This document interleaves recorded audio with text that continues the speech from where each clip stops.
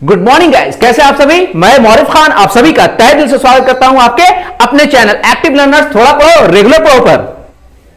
आप सभी को पता है कि आपका ये चैनल 10th बोर्ड एग्जाम नहीं, चाहे वो सीबीएसई बोर्ड के बच्चे हो, बिहार बोर्ड के बच्चे हो या अन्य किसी भी बोर्ड के बच्चे हो, उनके लिए बहुत ही ज्यादा फायदेमंद साबित हो रहा है। तो प्लीज ज्यादा से ज्यादा बच्चों को जोड़िए और हाँ, कंटिन्यूटी रखनी है कि प्लीज आप लोग पूरा वीडियो देखिए, क्योंकि लास्ट में आप लोगों को कुछ गिफ्ट्स मिलने वाले हैं। क्लियर।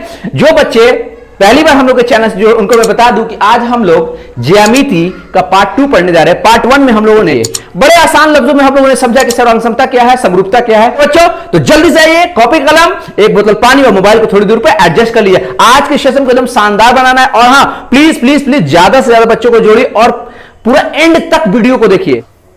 तो बिना वक्त को हुआ है, जल्दी से हम लोग अब अपने मेन टॉपिक पे आते हैं। पार्ट 2 में हम लोग क्या पढ़ेंगे उसको देखना है। पार्ट 1 जिन बच्चों ने नहीं देखा, मैं उनसे रिक्वेस्ट करता हूं प्लीज जाइए पार्ट 1 को देखिए, और जो बच्चे वो चैप्टर पढ़ भी चुके हैं वो भी जरूर जाके देखें।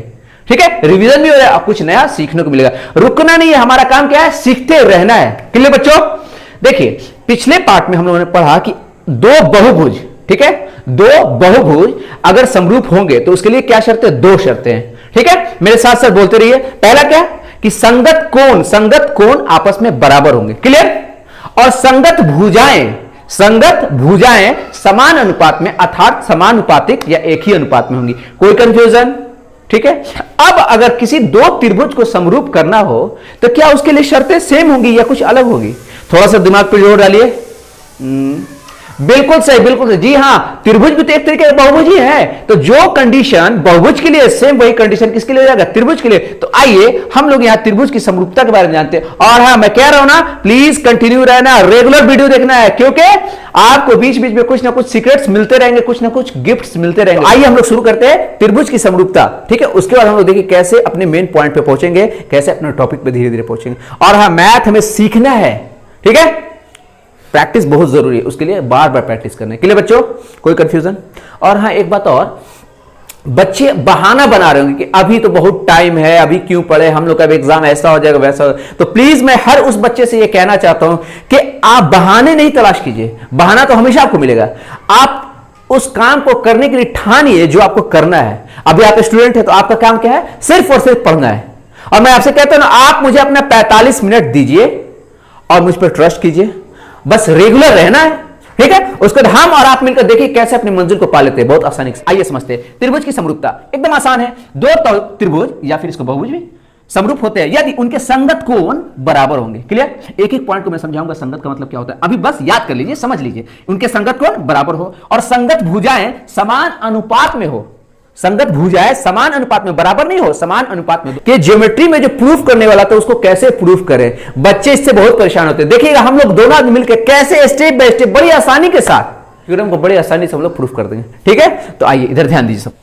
तो चलिए अब हम लोग समझते हैं कि आधारभूत समानुपातिकता प्रमेय, जिसे थेल्स प्रमेय भी कहते हैं, इंग्लिश में से बीपीटी, बेसिक प्रोपोर्शनैलिटी थ्योरम भी कहते हैं, इसको समझते हैं और एक एक पॉइंट को समझते हैं। जिस तरह से मैं बताऊंगा प्लीज आप लोग कंसंट्रेशन के साथ सुनते रहिए, कोई स्किप नहीं करेगा। प्लीज यहां ध्यान दीजिए, समझिए क्या कह रहा है, जिसे प्रमेय 6.1 भी कहते हैं। तो कभी कभी डायरेक्टली इससे क्वेश्चन दे देगा कि प्रमेय 6.1 या थेल्स प्रमेय क्या है, और एक नंबर में आपका या 2 नंबर में पूछ देता है। क्लियर। तो एक एक पॉइंट को समझना है। और हां, आइए देखिए इधर ध्यान दीजिए। यदि किसी त्रिभुज की, किसकी बात हो रही है, त्रिभुज की एक भुजा के समानांतर अन्य दो भुजाओं को भिन्न भिन्न बिंदुओं पर प्रतिच्छेद करने के लिए एक रेखा खींची जाती है। क्लियर। तो ये अन्य दो भुजाएं एक ही अनुपात में विभाजित हो जाती है। अभी मैंने इसलिए पढ़ा क्योंकि इसको पढ़ना जरूरी है, ये डायरेक्ट पूछता है, तो इसे आप लोग को याद कर लेना है समझ समझ कर। ठीक है, अब आइए इसे हम लोग प्रूफ करते हैं कि ये कहना क्या चाहता है। देखो बच्चों, एक रूल को याद रखना कि मैथ के क्वेश्चन को बार बार पढ़ना चाहिए और जो मैथ का क्वेश्चन कहता है उसी के हिसाब से ड्रॉ करना चाहिए पिक्चर ज्योमेट्री में, मेंसुरेशन में, ताकि मैथ आप लोग का स्टेप बाय स्टेप जब आप तोड़ना सीख जाएंगे तो मैथ आसान होने लगेगा। ठीक है, आइए इधर यहां देखिए क्या कह रहा है कि यदि किसी त्रिभुज की, तो मैंने त्रिभुज बना लिया एबीसी। क्लियर। कि एक भुजा के समानांतर, देखिए डीई को हमने समानांतर खींच दिया बीसी के, तो हम लोग यहां पे शो कर सकते हैं ये इसके समानांतर है। क्लियर। कोई कंफ्यूजन। जो जो कह रहा है हम लोग उसी तरह करते चले जाएंगे।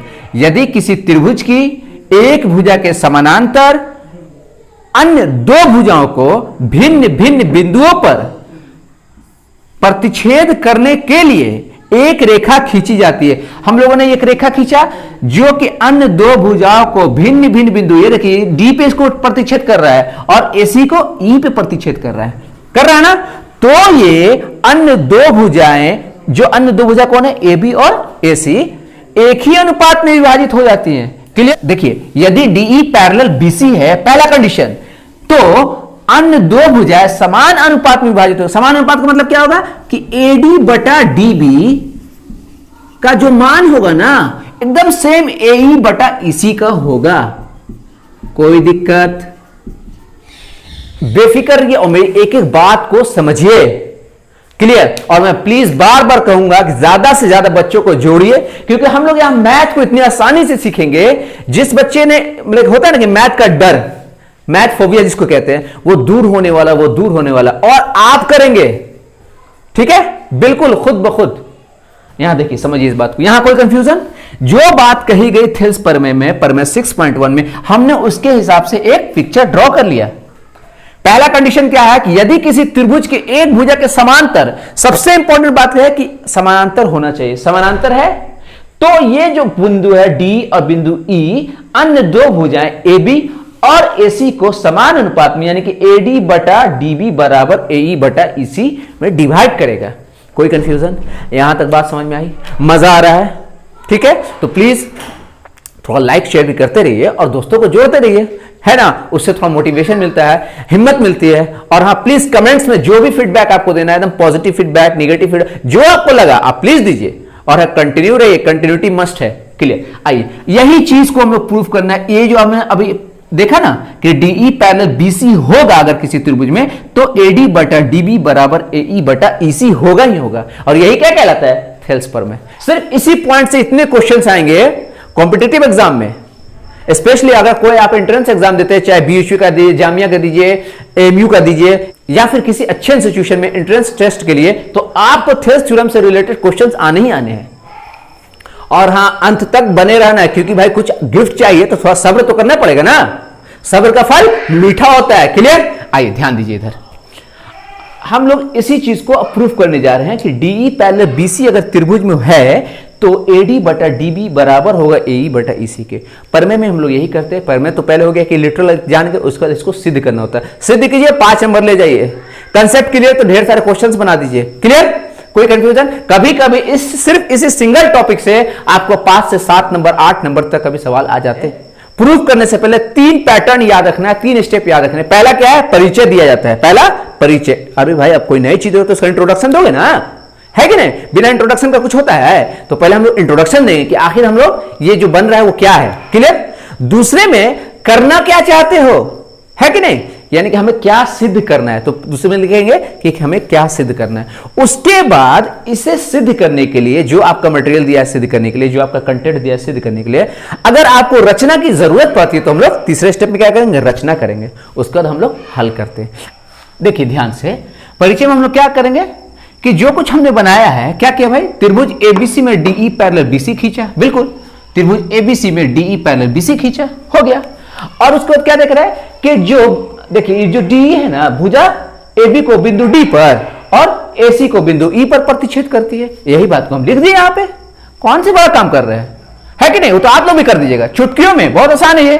ठीक है, कि त्रिभुज एबीसी में डीई पैरेलल बीसी खींचा, जो एबी को बिंदु डी पर, अब भुजा बी एसी को बिंदु ई पर प्रतिच्छेद कर रहा है कि नहीं?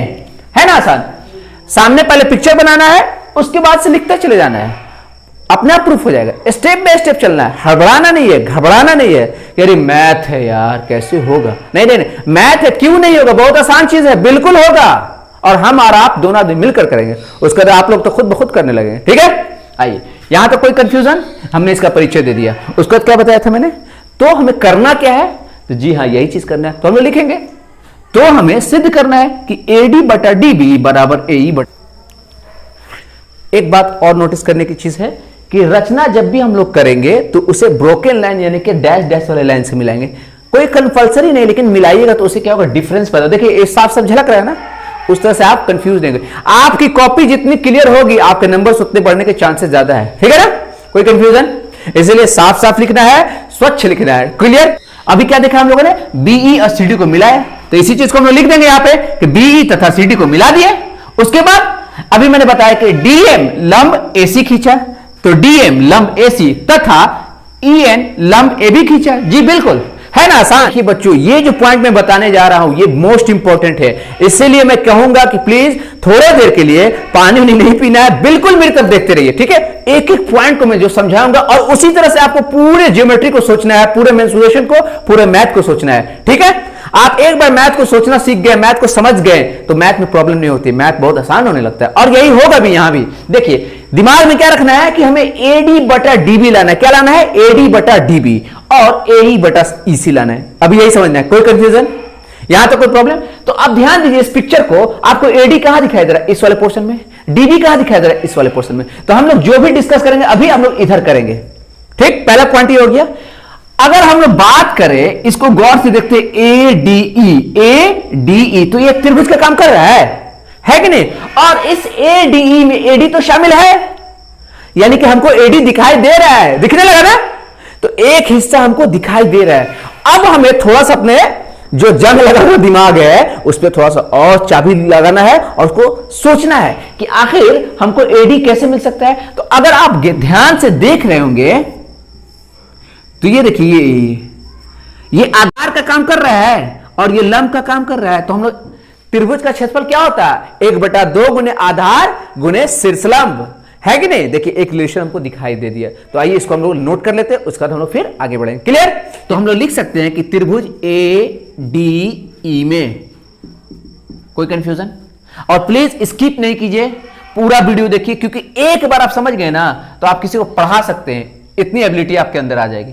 क्लियर? और यही करना ही है, ठीक है। आइए एडीई में क्या हम लोग ऐसे लिख सकते हैं कि एरिया ऑफ एडी, यानी कि त्रिभुज एडी का क्षेत्रफल बराबर क्या होता है? 1/2 गुने आधार गुने शीर्षलंब। कोई कंफ्यूजन यहां तक? किसी को प्रॉब्लम? अब देखिए 1/2 आधार किसको मान लिया आप लोगों ने? एडी को। एडी को आधार ले सकते हैं ना, तो यहां पे एडी। और लंब किसको ले लिया हम लोगों ने? यहां देखिए ई एन। कोई कंफ्यूजन? आधार चूंकि एडी है तो इसलिए शीर्षलंब कौन होगा? ई एन होगा। कोई दिक्कत? इसे हम लोग समीकरण 1 मान लेते हैं, ठीक। पहला हिस्सा हम लोग को दिखाई देने लगा, दूसरा हिस्सा क्या चाहिए? डीबी चाहिए। जरा सा सरक जाइए नीचे, आपको खुद ब खुद डीबी दिखाई देने लगेगा। और डीबी कैसे बना हुआ है यहां गौर से देखिए, डीबी भी एक त्रिभुज का ही निर्माण कर रहा है। और अगर इस भुजा को हल्का सा आगे बढ़ा रहे हैं तो ये शीर्षलंब जो है इसी पे तो है, यानी कि ये भी हमको रिजल्ट मिल गया। कोई दिक्कत? बात समझ में आ रही है? हम लोग लिख सकते हैं इसी प्रकार अगर हम लोग क्षेत्रफल निकाले त्रिभुज बी डी ई का, तो डायरेक्ट लिख दूं? कोई कंफ्यूजन? 1/2 गुने आधार, आधार किसको ले लेंगे? बी डी को।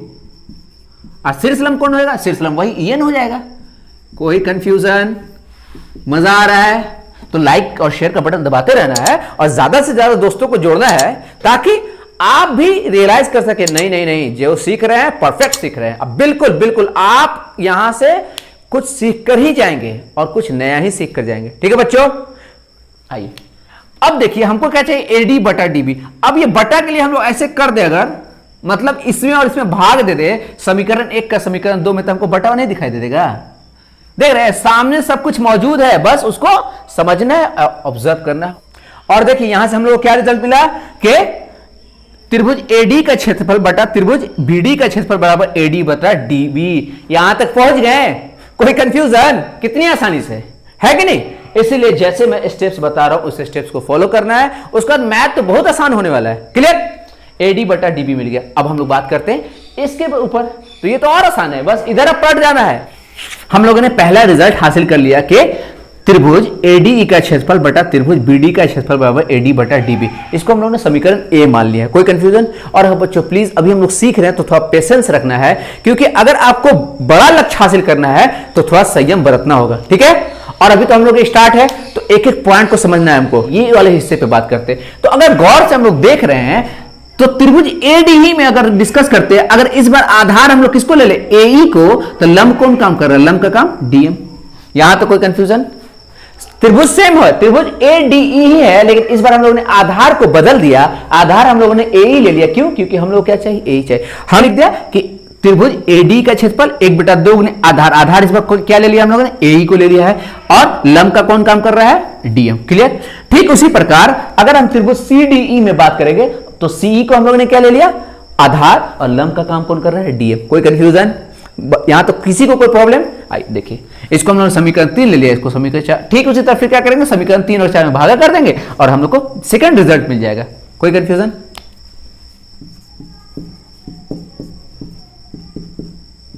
समीकरण ए में क्या रिजल्ट हम लोग को मिला कि त्रिभुज AD का क्षेत्रफल बटा त्रिभुज BD का क्षेत्रफल बराबर AD बटा DB। ठीक इसी तरह त्रिभुज AD का क्षेत्रफल बटा त्रिभुज CD का क्षेत्रफल बराबर AE बटा EC। तो ये जो राइट साइड में दिखाया था वही तो हमको चाहिए। ठीक है, और उसमें अड़ंगा कौन पैदा कर रहा है, ये लेफ्ट साइड वाला। ये देखिए ये बराबर नहीं है, त्रिभुज BDE और त्रिभुज CD का क्षेत्रफल अलग अलग है। ठीक है, कोई कंफ्यूजन? क्योंकि ये दोनों अलग अलग त्रिभुज है। तो अगर हम लोग किसी तरह इन दोनों त्रिभुजों के क्षेत्रफल को बराबर कर दे तो हमारा मतलब कि मसला ही खत्म हो जाएगा। तो आइए समझते हैं। एक नियम है कि अगर दो त्रिभुज एक ही समानांतर रेखा, देखिए यहां DBC इन दोनों के ही बीच स्थित है ना, दोनों त्रिभुज BDCD। यदि दो त्रिभुज एक ही समानांतर रेखा तथा एक ही आधार, अगर हम लोग DE को आधार मान ले, देखिए गौर से देखिए, यहीं से आपको BD निकल रहा है, यहीं से आपको CD भी निकल रहा है, तो क्या होता है उस केस में दोनों त्रिभुज के क्षेत्रफल आपस में बराबर होते हैं। इसे याद करना है, बहुत ही इंपॉर्टेंट पॉइंट है। आइए इधर ध्यान दीजिए, वही बात मैंने लिख दी आपकी सुविधा के लिए कि चूंकि त्रिभुज BDE और CDE एक ही समानांतर रेखा DE पैरेलल BC के बीच स्थित है तथा एक ही आधार DE पर स्थित है, इसलिए त्रिभुज BD का क्षेत्रफल त्रिभुज CD के क्षेत्रफल के बराबर हो जाएगा। और इस प्रकार हम लोग लिख सकते हैं ना कि एरिया ऑफ त्रिभुज AD बटा एरिया ऑफ त्रिभुज BD बराबर एकदम सेम चीज, CD की जगह पे ये लिख सकते हो या फिर BD की जगह पे CD लिख सकते हो, दोनों क्लियर है। और जब आपका LHS बराबर हो तो RHS अपने आप बराबर होगा। और देखिए कैसे हम लोगों ने इसे प्रूव कर लिया, सिद्ध कर लिया। कोई कंफ्यूजन? अब देखिए इस एक रिजल्ट से और कितने रिजल्ट्स निकाले जा सकते हैं, या फिर ऐसे कह सकते हैं कि थेल्स प्रमेय को और कितने तरीके से लिखा जा सकता है। और इन सारे पे क्वेश्चंस आते हैं, प्लीज इसलिए मैं बार बार कर रहा हूं कि स्किप नहीं करना, क्योंकि तो इस प्रकार थेल्स थ्योरम की मदद से हम लोग दो और रिजल्ट तक पहुंचते हैं। ठीक है ना? याद करने का तरीका क्या है, अगर आपको यह भी ध्यान में तो याद रखिएगा, आधा आधा तो इधर भी आधा आधा। ठीक है, अगर आप पूरा अब फिर इस नीचे वाले का अनुपात निकालते हैं तो ठीक इसी तरह ये पूरा AC और इस नीचे वाले AC का अनुपात निकाल लीजिएगा। ठीक है, दूसरा रिजल्ट। उसके बाद अगर आप पूरा और इस ऊपर वाले का अनुपात निकालते हैं, यानी कि AB बटा AD, और ठीक उसी तरह AC बटा AE निकालना पड़ेगा आपको। ठीक है, यही तो है आपका पूरा रिजल्ट। ठीक है बच्चों, कोई कंफ्यूजन? मजा आ रहा है, बात समझ में आ रही है तो प्लीज लाइक करिए, शेयर कीजिए और हाँ सब्सक्राइब भी कीजिए, ताकि ज्यादा से ज्यादा बच्चे इस चैनल से जुड़ सके और उनको लाभ हो सके। कोई कंफ्यूजन बच्चों? अब आइए, अब हम लोग बात करते हैं कि इससे रिलेटेड क्वेश्चंस किस तरह से पूछे जाएंगे। हम लोगों ने थेल्स प्रमेय भी पढ़ लिया, इससे किस तरह से क्वेश्चन पूछे जाते हैं। डायरेक्ट आपसे पूछ जाएगा थेल्स प्रमेय किसे कहते हैं, आप वो आपको लिखना होगा, वो हो गया 1-2 नंबर का, वो पूछेगा। उसके बाद आपको पूछेगा थेल्स प्रमेय को प्रूफ कीजिए, वो दूसरा 3 या 4 नंबर या 5 नंबर का भी क्वेश्चन पूछ सकते हैं। उसके बाद ये क्वेश्चन पूछ सकता है जो रिजल्ट हम लोगों ने फाइंड किया उससे रिलेटेड क्वेश्चन। ठीक है, तो आपको सबसे इंपॉर्टेंट बात याद रखने की, पैरेलल दिखाई देगा तो आपको समानुपात में बांटना है। अब देखिए कि उससे रिलेटेड और किस तरह से क्वेश्चन पूछे जा सकते हैं। इस तरह आपको कोई त्रिभुज दे दिया होगा और उसमें कुछ मान दिए होंगे, जैसे यहां देखिए AD का मान कितना दिया 1.5 सेंटीमीटर, क्लियर, और BD का मान कितना दिया 3 सेंटीमीटर, AE का मान कितना दिया 1 सेंटीमीटर, और EC का मान पूछ रहा है। लेकिन हाँ एक शर्त क्या दे दी है कि DE जो है वो समानांतर है BC के। कोई कंफ्यूजन? तो आइए हम लोग बनाएंगे कैसे ये सीखते हैं। ठीक है बच्चों, इधर ध्यान से देखिए, हम लोग सबसे पहले क्या करेंगे, हल करने के लिए जो त्रिभुज में जो बातें कही गई हैं आपके आकृति में उसको मेंशन कर देते हैं। तो हम लोग यहाँ क्या मेंशन कर रहे हैं कि त्रिभुज ABC में DE समानांतर है BC, क्लियर, और उसके बाद जो मान दिया हुआ है AD का मान दिया है तो वहां लिख दिया, BD का मान दिया है, AE का मान दिया, और क्या ज्ञात करना है, हमें EC ज्ञात करना है। तो यहाँ पे आप क्वेश्चन मार्क भी लिख सकते हैं या X भी लिख सकते हैं, 1 सेंटीमीटर। यहाँ कोई कंफ्यूजन?